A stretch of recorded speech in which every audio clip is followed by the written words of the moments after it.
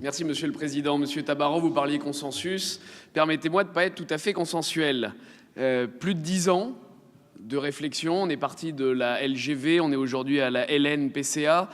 10 ans et toujours aux études préliminaires. En amour, je ne sais pas comment ça se passe, mais enfin 10 ans de préliminaires en matière de transport, ça m'apparaît éminemment de l'acharnement. Mais après tout, le projet change. On est parti du TGV, de la ligne grande vitesse, à une ligne nouvelle. On peut entendre certains changements, mais est-ce qu'il s'agit là d'un changement de paradigme? À vous écouter, Monsieur Tabarot, oui. À écouter d'autres élus de la majorité, le vice-président délégué, quand on avait ce matin le débat sur Nice-Saint-Augustin, non. Alors qui croire? Que croire? À la limite, la confiance, c'est celle qui est dans les écrits. Verba volens scripta manent. Alors là, dans les enquêtes préliminaires sur lesquelles on nous demande de délibérer, il n'y a pas grand-chose, mais il y a beaucoup dans le SRADET. Alors dans le SRADET, on a tout.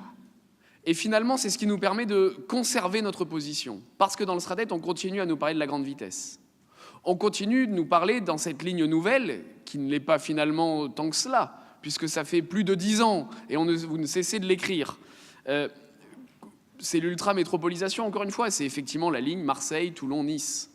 C'est vrai que s'il y avait une grande nouveauté dans l'aménagement ferroviaire de notre région, dans le grand plan d'une ligne nouvelle, il serait peut-être aussi de s'occuper des territoires, notamment les territoires alpins, qui sont totalement délaissés en matière ferroviaire, du fait des politiques antérieures, et qui ne seront pas avantagés par de nouvelles prises de position, par une ligne nouvelle.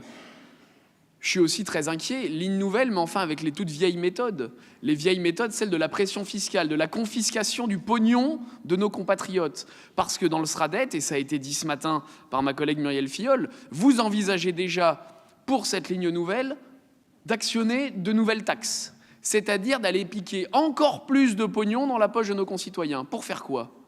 Pour faire des pôles multimodaux. On est pour. Pour aménager un certain nombre d'accès. On est pour.